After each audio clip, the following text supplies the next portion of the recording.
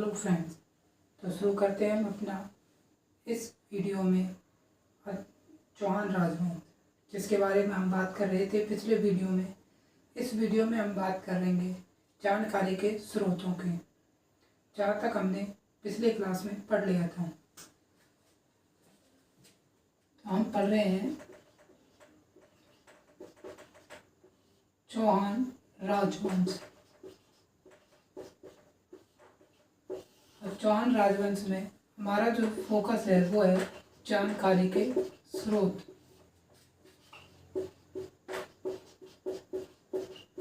और हमने पहले ही बात कर चुके हैं, जानकारी के जो स्रोत हैं वो दो प्रकार के हैं।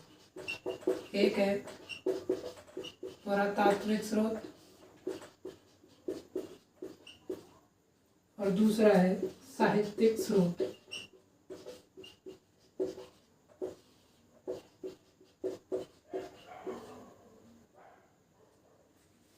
पुरातात्विक स्रोत जो आप पढ़ते हैं, अभिलेख, स्मारक और सिक्कों के रूप में।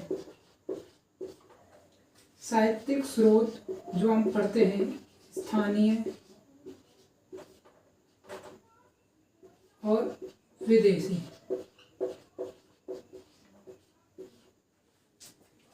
इस प्रकार का डिवाइडेशन करके हम किसी भी जानकारी के स्रोतों का अध्ययन करते हैं। तो हम भी पहले पुरातात्विक स्रोतों का बात करेंगे और उसके बाद हम साहित्यिक स्रोतों की बात करेंगे।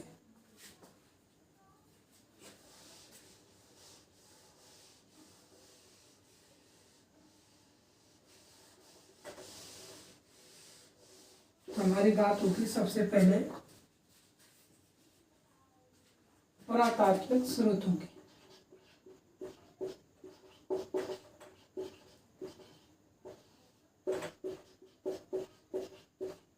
यदि पुरातात्विक स्रोतों की बात करें तो हमारा पहला ही है बिजोलिया शिलालेख।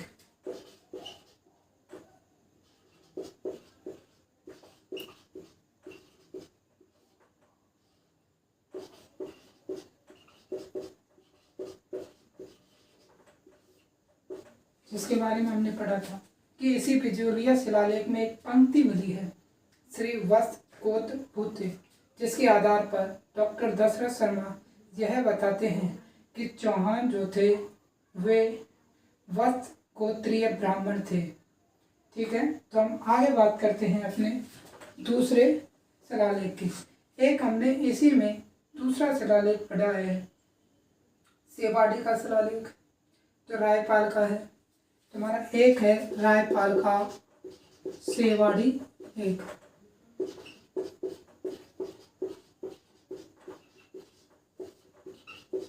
और इस लेख में हमने पढ़ा था कि इस लेख में चौहानों को इंद्र का वंशज बताया गया है। इसके बाद तीसरा है हर्षनाथ का लेख।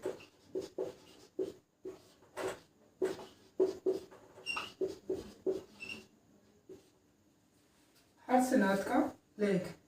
इसके बाद अगला है रेवासा लेख।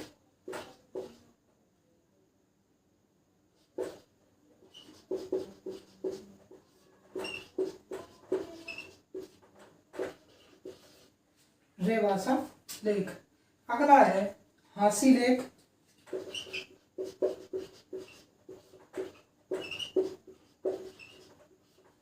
और हमारा लास्ट है बड़वा लेख, बड़ला लेख। इस प्रकार हमारे ये 6 पुरातात्विक स्रोत हैं और इनके बारे में हम अध्ययन जो है जैसे जैसे शासक आएंगे वहां पर हम इनका विस्तार पूर्वक अध्ययन करेंगे। तो एक बार आप इसका स्क्रीनशॉट लें।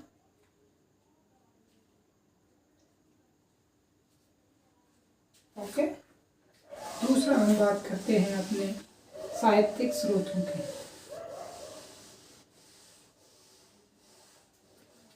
जो हमारा इम्पोर्टेंट फेज है वो है साहित्यिक स्रोत।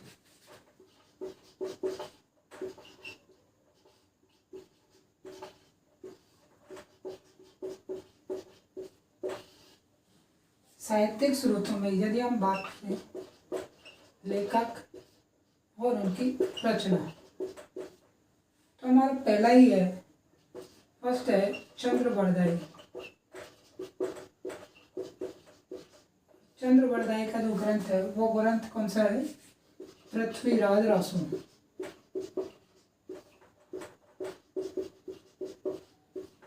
पहला ग्रंथ है और इससे हमें बहुत जानकारी मिलती है चौहानों की।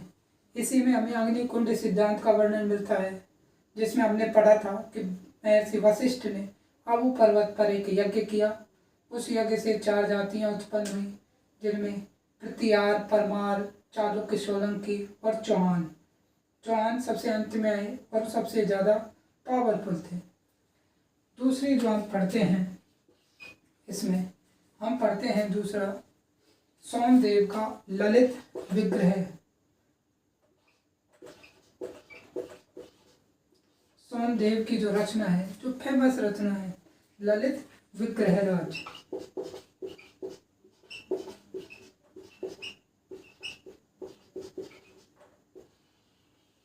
इस रचना में हम पढ़ेंगे विग्रहराज चतुर्थ के। सोमदेव विग्रहराज चतुर्थ के दरबार में था, प्रसिद्ध कवियों में से एक था। इसके बाद हम नेक्स्ट पढ़ते हैं बीसल देव, जो कि विग्रहराज चतुर्थ था।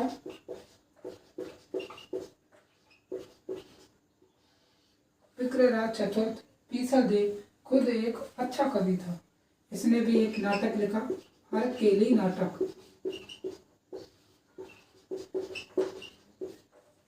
ठीक है, और इसका हरकेली नाटक भी फेमस है।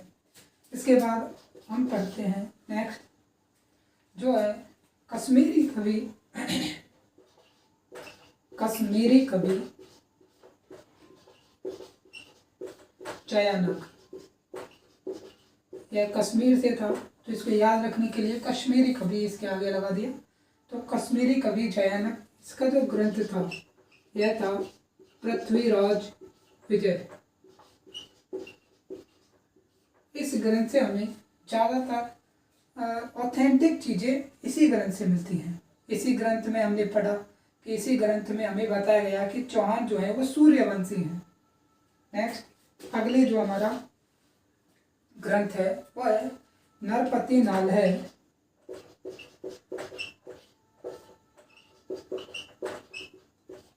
नरपति नाल है जो है बीसल देव रासू। क्या है? बीसल देव रासू। ये भी विग्रहराज चतुर्थ का दरबारी कवि था। ठीक है, अगला है मेरुतुंग। मेरुतुंग का क्या है? मेरुतुंग, और इसका है प्रबंध चिंतामणि।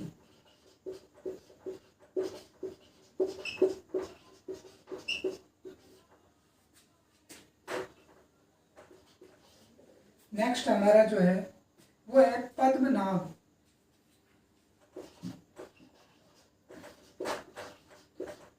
पद्मनाभ, और इसका है कानड़ ते प्रबंध।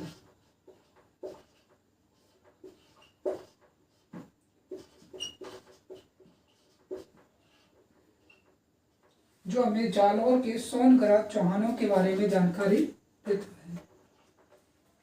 ठीक है, आठवां जो है वो है नयन चंद्र सूरी का हम्मीर महाकाव्य। हम अगले उसमें देखेंगे, तो एक बार आप इन 7 को उतारें, इसका एक स्क्रीनशॉट लें, फिर हम नेक्स्ट पे बात करते हैं।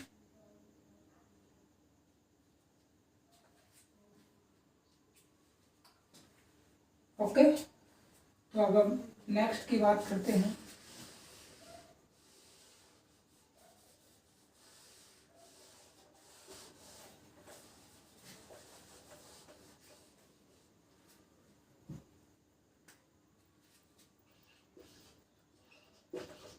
नयन चंद्र सूरी। नयन चंद्र सूरी का जो ग्रंथ है वो है हम्मीर महाकाव्य।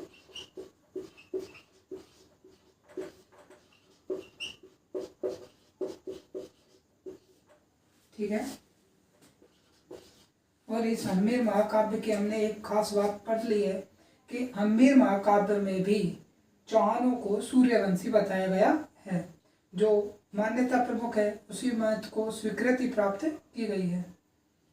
अगला जो हमारा है वो है बंगाली कवि चंद्रशेखर। बंगाली कवि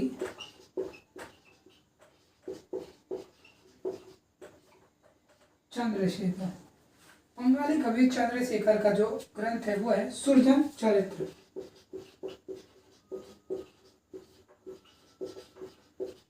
यह सुरजन के दरबार में था। ठीक है, नेक्स्ट 10वां, और 10वां है चंद्रशेखर।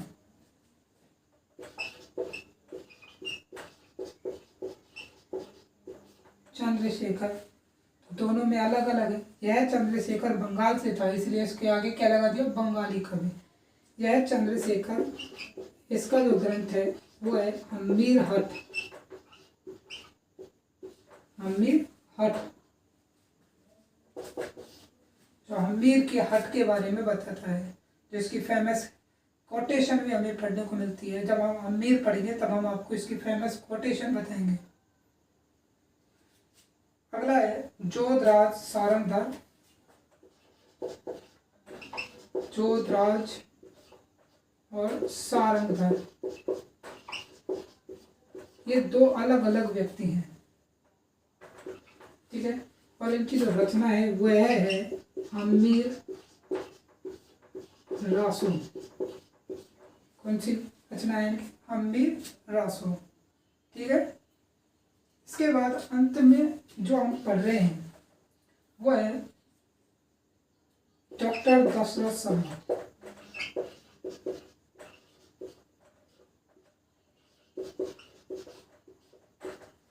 ये फेमस रहे हैं चौहान पर। इन्होंने अपनी पीएचडी रिसर्च की और उसी रिसर्च में इन्होंने अपनी एक बुक लिखी जिसका नाम है early Chauhan dynasty. Early Chauhan dynasty, यह बुक इनका रिसर्च पेपर है और यह आज सबसे ज़्यादा जो है पूछी जाने वाली बुक्स है में से एक है, जो कंपटीशन में पूछी जाती है। अभी पिछली जो भर्ती फर्स्ट ग्रेड की हुई उसमें ये पूछी गई कि अर्ली चौहान डायनेस्टी जो बुक है इसके राइटर कौन है, डॉक्टर दशरथ शर्मा। आगे बात करते हैं इन्हीं की जो सेकंड बुक है। तो सेकंड बुक है इनकी Rajasthan to the ages. Rajasthan to the ages. ठीक है, इनकी नेक्स्ट जो बुक है वह बुक है तीसरी पृथ्वीराज तृतीय और उसका युग।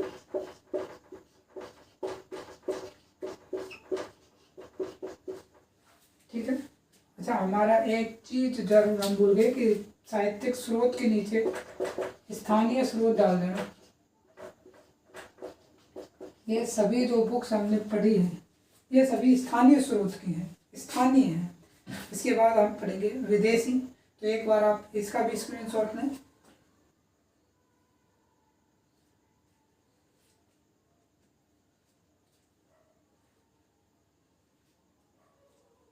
ठीक है, तो हम इसको रफ करते हैं।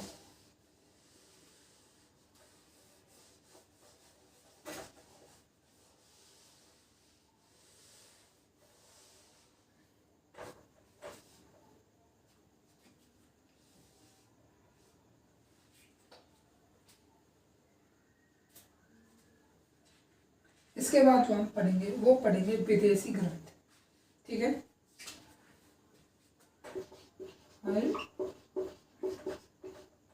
विदेशी स्रोत। स्थानीय स्रोत हमने पढ़ लिए हैं, विदेशी स्रोत। विदेशी स्रोतों में हमारे जो विदेशी स्रोत की ज़्यादातर कौन से हैं, फारसी। तो आप यहीं पे नोट कर लें, ये फारसी स्रोत ही है, ज़्यादातर फारसी ग्रंथ हैं। ठीक है,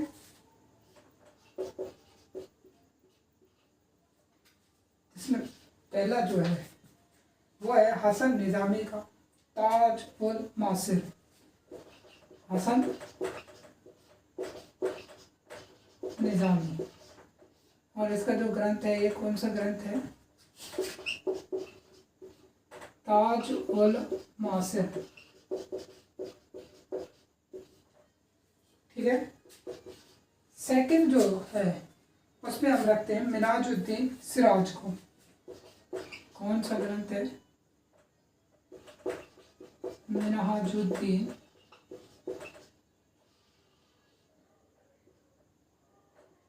सिराज,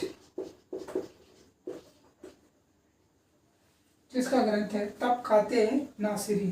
कौन सा है? तबकात ए नासिरी। ठीक है। तीसरा जो ग्रंथ है वह है फक्र ए मुदब्बिर का। किसका है? फक्र ए मुदब्बिर।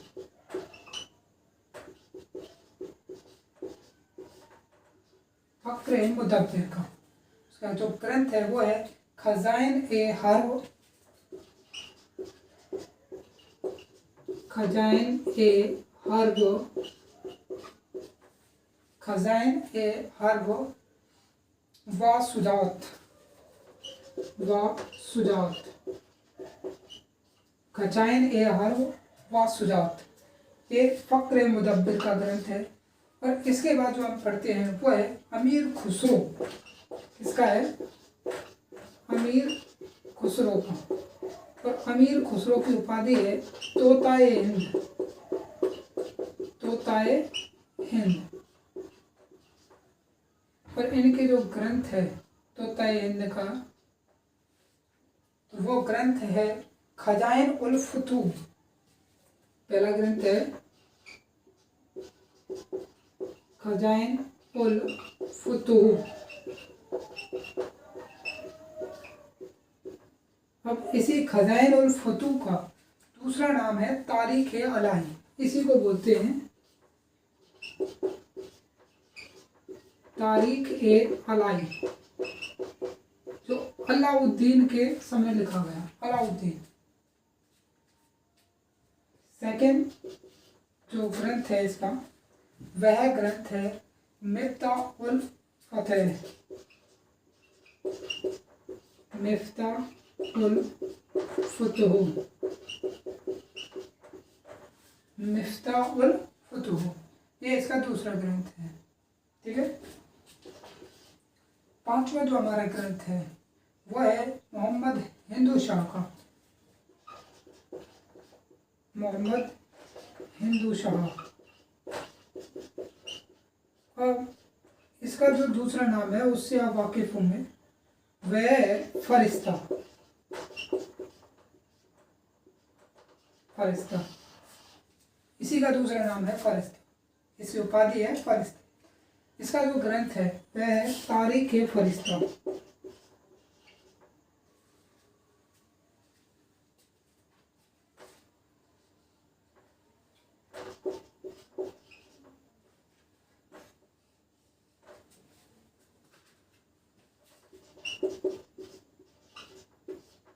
तारीख ए फरिश्ता।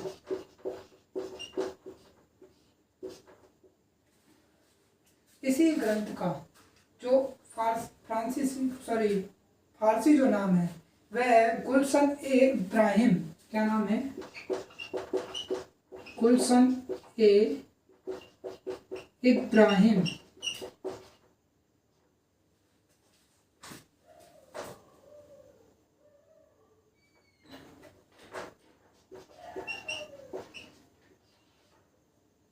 गुलशन ए इब्राहिम। ठीक है। अंत में हम जो पढ़ रहे हैं वो है अमेरिका की विद्वान। अमेरिका की विद्वान जो सिंधिया टैलबोट है, उन्होंने भी एक ग्रंथ लिखा जो लिखा last Hindu Imperial. The last Hindu Imperial, जो पृथ्वीराज थर्ड के लिए विशेष रूप से बताया जाता है। तो सिंधिया टैलबोट,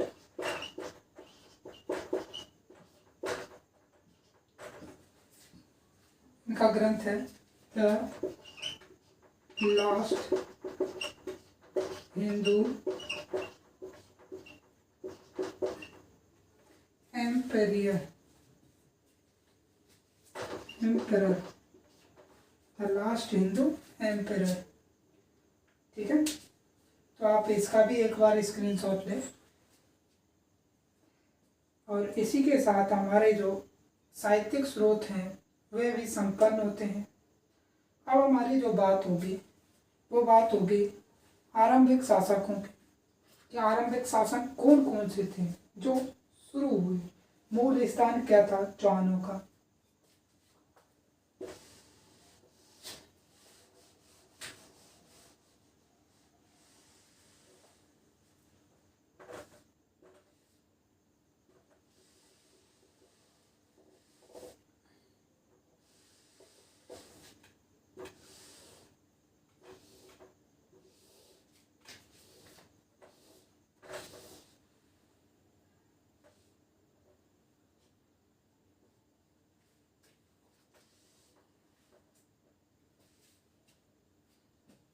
अब बात करते हैं प्रारंभिक शासकों की।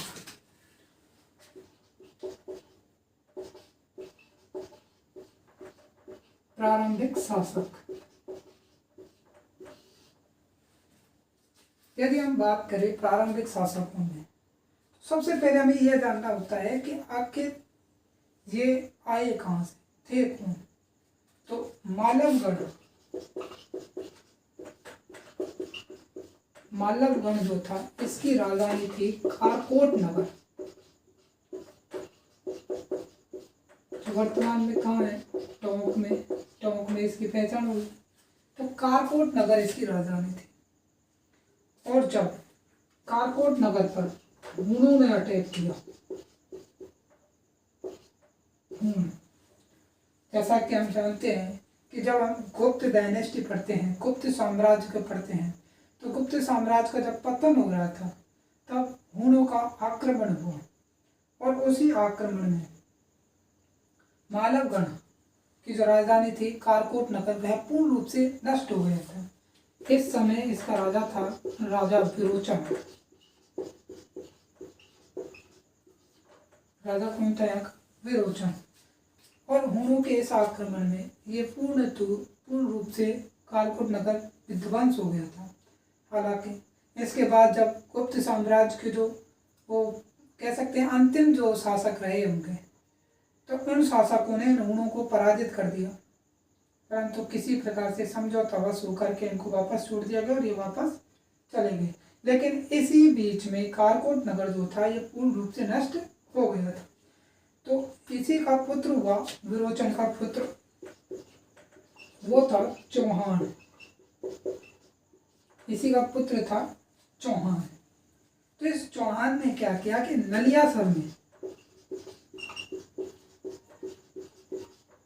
नलियासर को अपनी राजधानी बना लिया।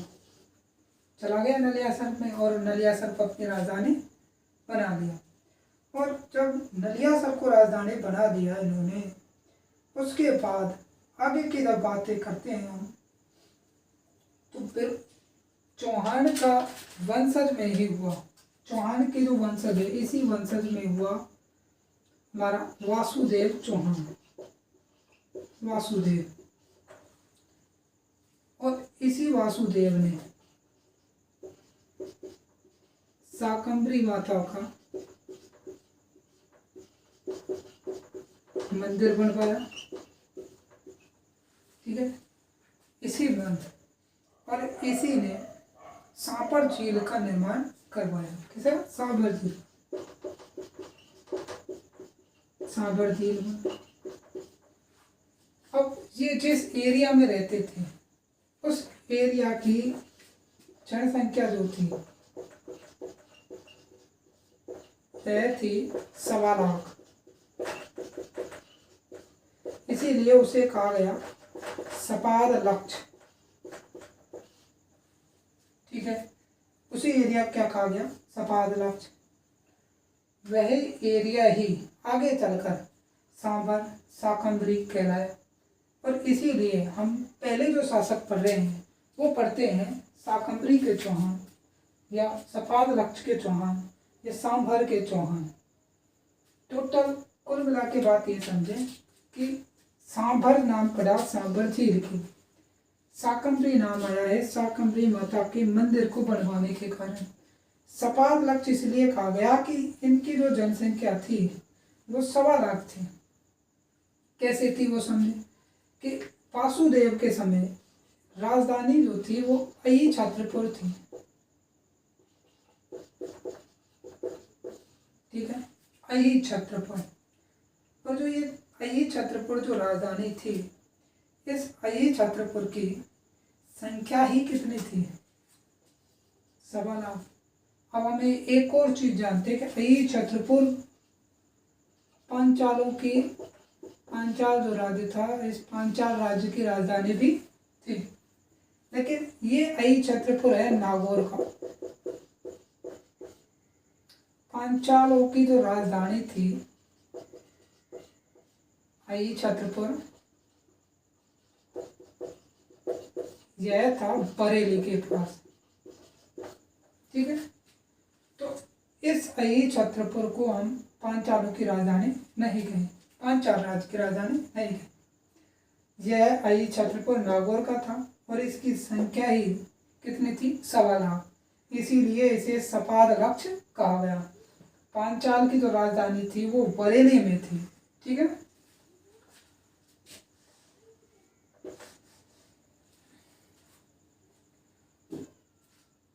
अब इन सब के बारे में हमें बहुत सारी जगहों से जानकारी मिलती है। तो जानकारी कहाँ कहाँ से मिलती? तो हमें पृथ्वीराज विजय,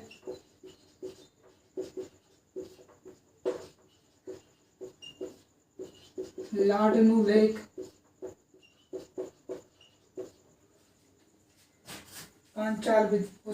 लाडनू लेक, पृथ्वीराज विजय और शब्द कल्प द्रुम।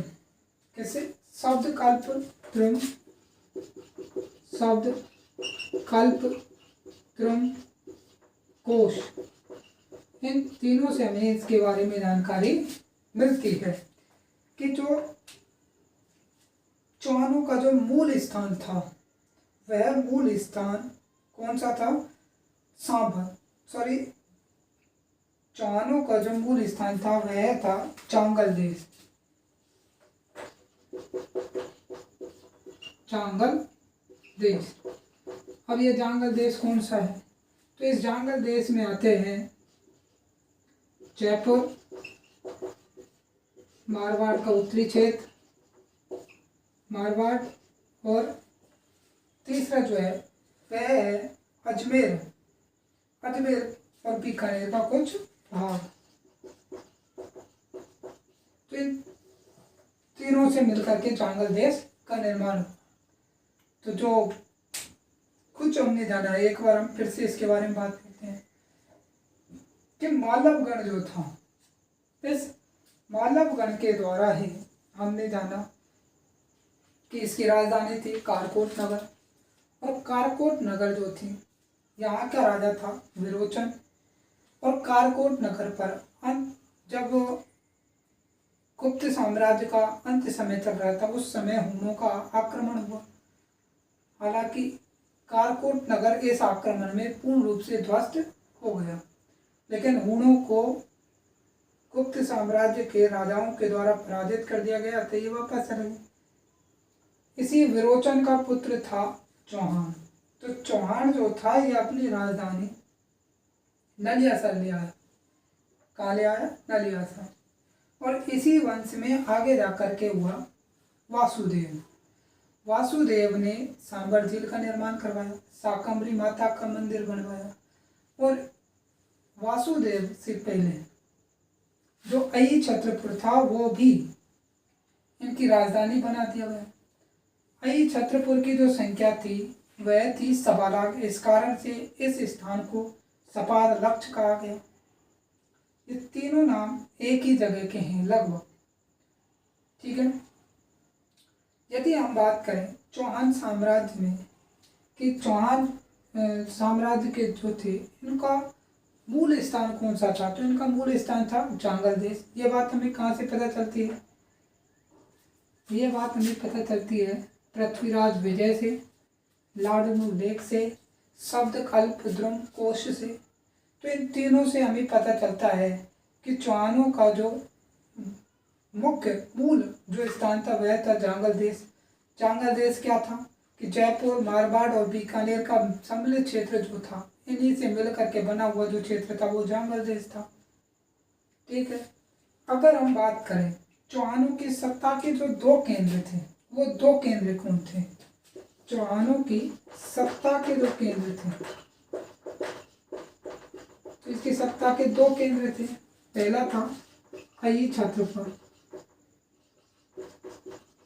अयी छत्रपुर कौन सा है? नागौर। दूसरा है पूर्णतल। कौन सा है? पूर्णतल। अब इस पूर्णतल की किसी भी प्रकार से कोई भी पहचान नहीं हुई है अभी तक। ठीक है। पूर्णतल के बारे में अभी तक कहीं भी कोई जानकारी प्राप्त नहीं हुई है। ठीक है। तो यहाँ तक कि हमने जो बात की है उसी बात को हम आगे करते हैं और एक बार आपको इस चीज को हम नोट्स के रूप में लिखवा देते हैं। ठीक है।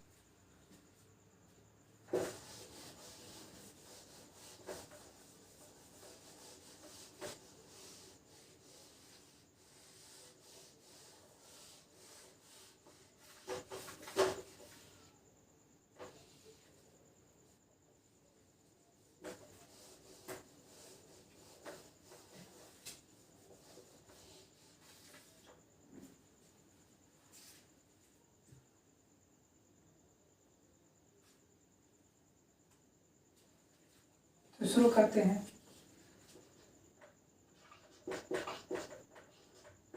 मालव गण की राजधानी कारकोट नगर थी।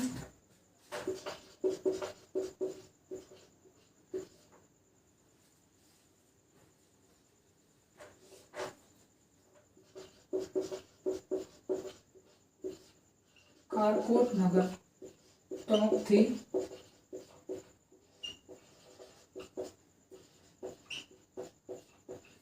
यहाँ का राजा विरोचन था।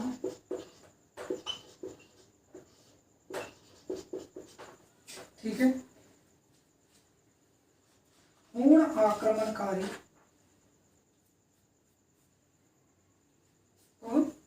आक्रमणकारी मिहिर कुल के साथ हुए। पूर्ण आक्रमणकारी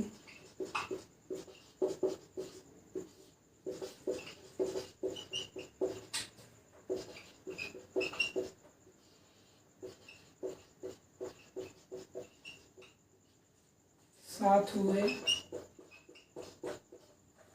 पूर्ण आक्रमणकारी मिहिर कुल के साथ हुए संघर्ष में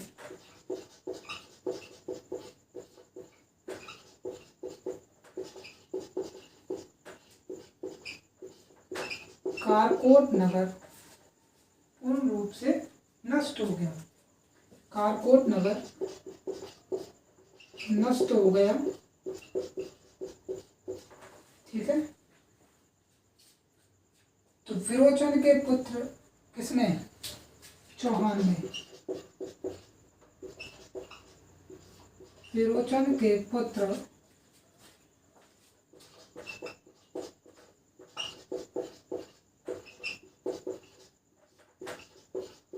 चौहान ने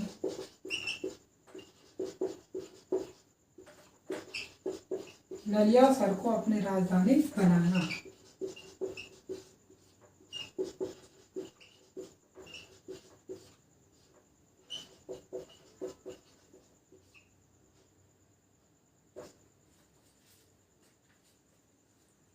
नलियासर को अपनी राजधानी बनाया।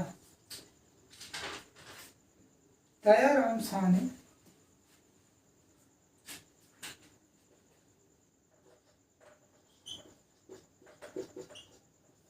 दयाराम साहनी और टी.एस. हैंडली ने 1935 से 1938 के बीच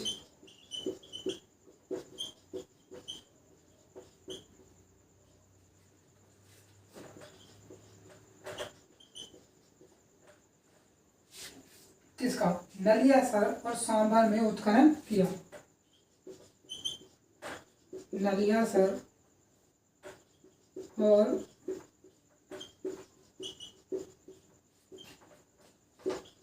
सांभर में उत्खनन किया। पृथ्वीराज विजय, पैराग्राफ चेंज करके पृथ्वीराज विजय लाडनू लेक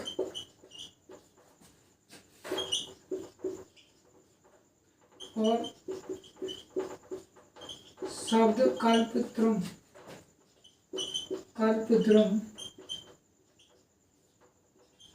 कोश, शब्द कल्पद्रुम कोश में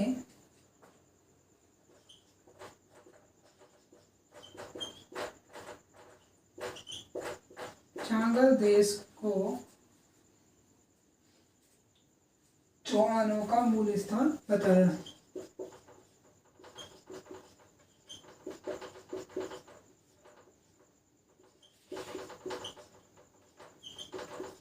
मूल स्थान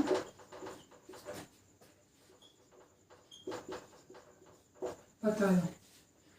इसके बाद चांगल देश है क्या, मैंने उसको भी बताया था। तो इसे में इंक्लूड करते हैं जिसमें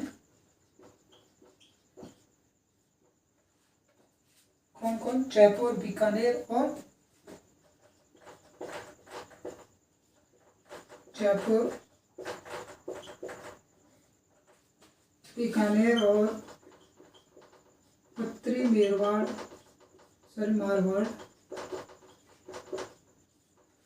उत्तरी मारवाड़ का क्षेत्र शामिल था।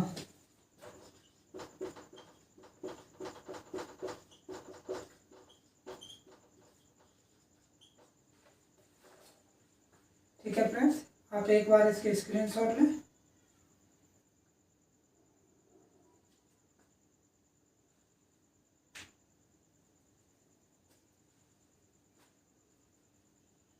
ओके, आगे बात करते हैं।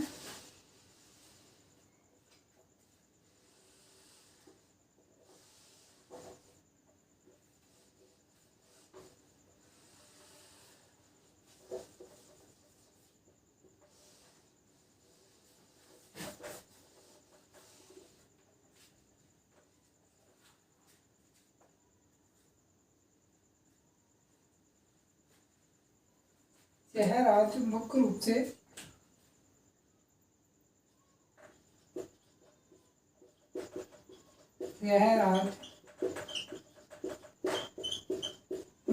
से सांभर में स्थित था।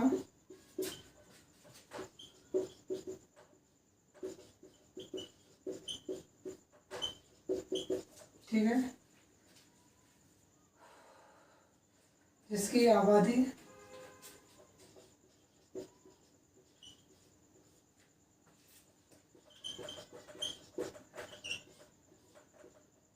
1.25 लाख, 1.25 लाख थी।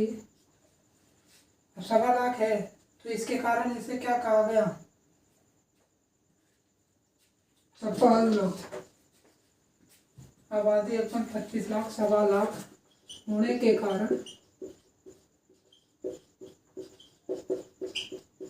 इसे सपाद लक्ष्य कहा गया।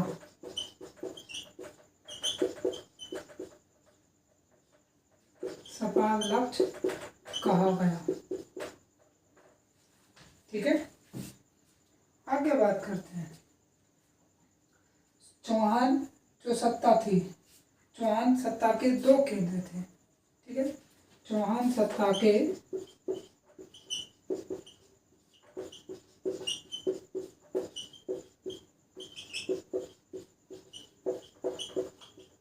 2 केंद्र थे। कौन कौन से? पहला है अय्यी छत्रपुर,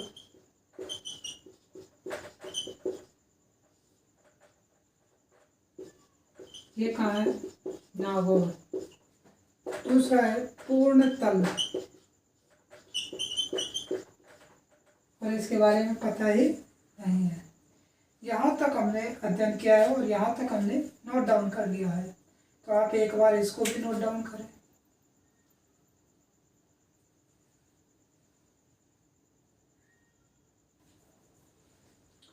ठीक है फ्रेंड्स,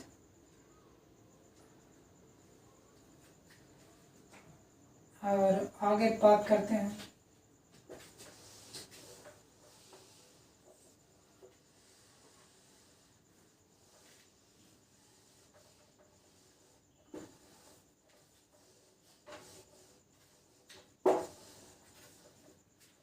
तो अभी तक हमने जो बात की है उसमें हमने चौहानों का मूल स्थान के बारे में पढ़ा, और मूल स्थानों में हमने जाना कि सबसे पहले जो थे ये कहाँ के थे?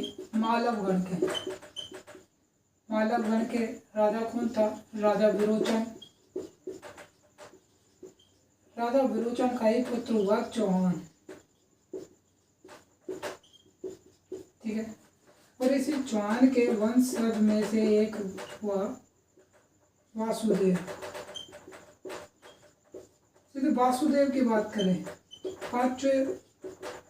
551 ईस्वी में इसने वास्तविक रूप से सांभर में अपने राज्य की स्थापना की। कहाँ की? सांभर में। ठीक है, यहाँ इसने शाकंभरी माता का मंदिर बनवाया।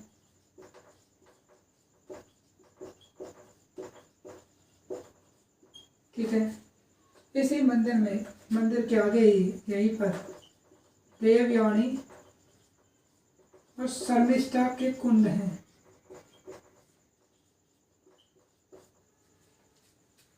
ठीक है, सांभर में इसने बनवाया, इसलिए सांभर भी फेमस हो गया। बिचौलिया शिलालेख कहता है कि इसने सांभर झील का निर्माण करवाया। किसमें? बिचौलिया शिलालेख।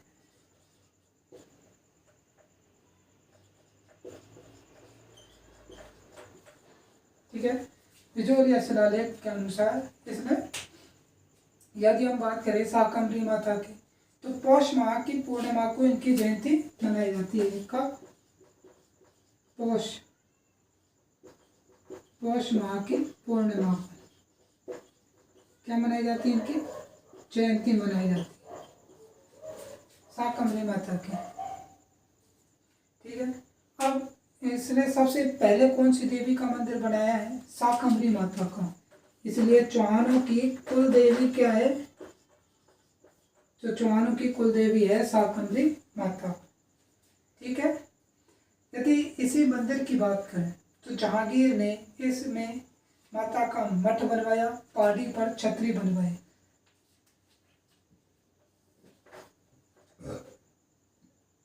जहांगीर ने क्या किया कि पहाड़ी पर तो छतरी बनवाई है और मंदिर पे क्या बनवाया है? मठ बनवाया है। यदि इसी की बात करें तो शाहजहां यहाँ आया, तो शाहजहां ने यहाँ पर क्या बनवाई? सराय यानी धर्मशाला बनवाई। ठीक है,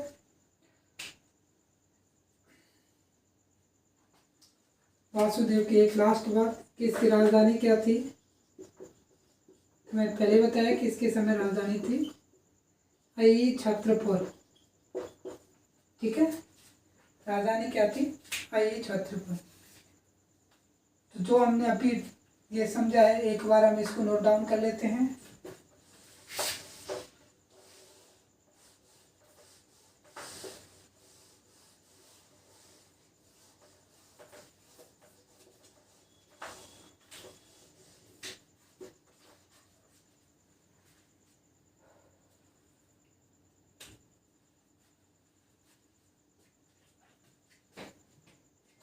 हेडिंग बना ले, वासुदेव चौहान।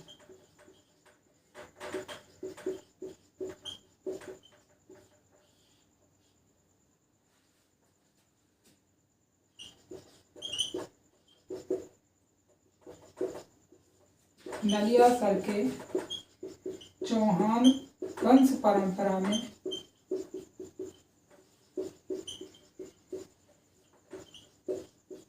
वासुदेव चौहान हुए।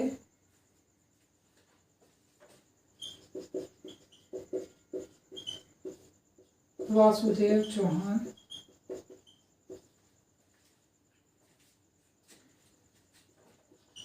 का जन्म हुआ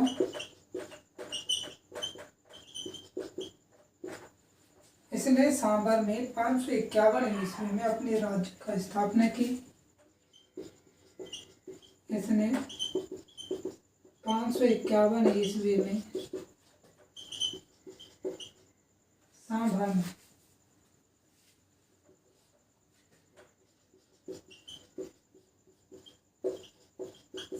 में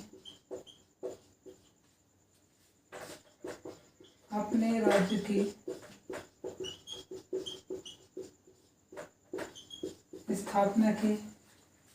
ठीक है, इसकी राजधानी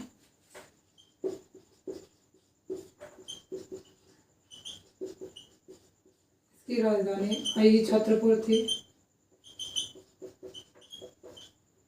इसकी राजधानी अयी छत्रपुर थी। ठीक है, पिजोलिया शिलालेख में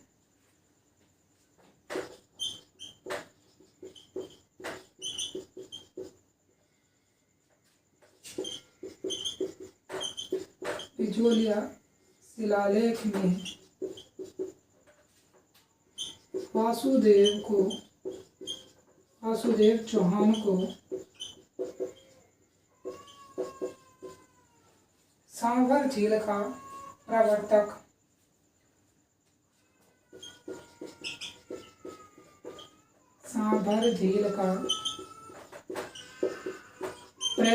बताया जाता है। ओके, इसके बाद हम जब आगे पढ़ते हैं तो कहते हैं कि इसने कुल देवी शाकंभरी माता का मंदिर बनवाया। इसने कुल देवी शाकंभरी माता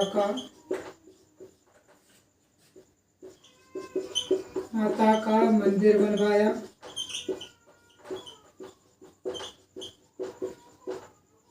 अब इस मंदिर की बात आती है तो यहीं पर देवयानी और शर्मिष्ठा के कुंड हैं। यहीं पर देवयानी शर्मिष्ठा के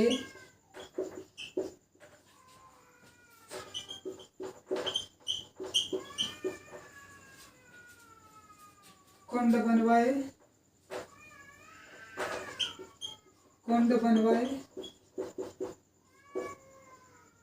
मंदिर के जस्ट सामने ये कुंड है। उसके बाद पौष माह की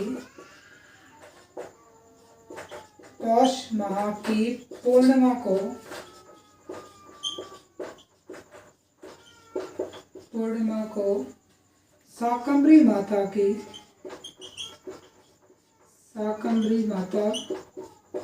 जयंती मनाई जाती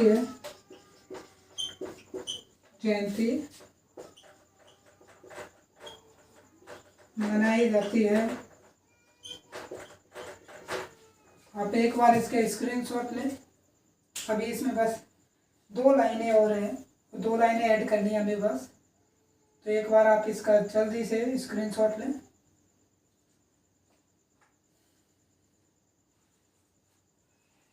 ठीक है, तो इसमें 2 लाइनें और ऐड कर देते हैं हम जल्दी से।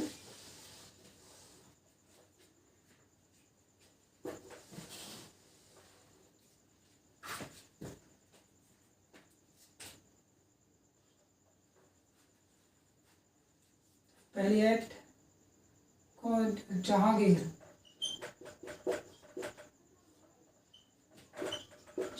ने यहाँ पर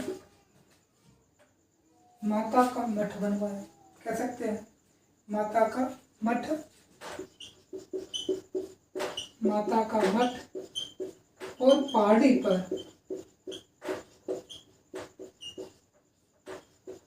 पर छतरी बनवाई।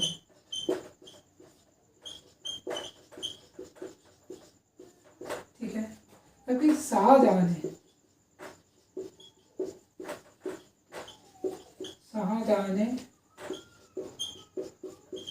यहाँ पर सराय बनवाई।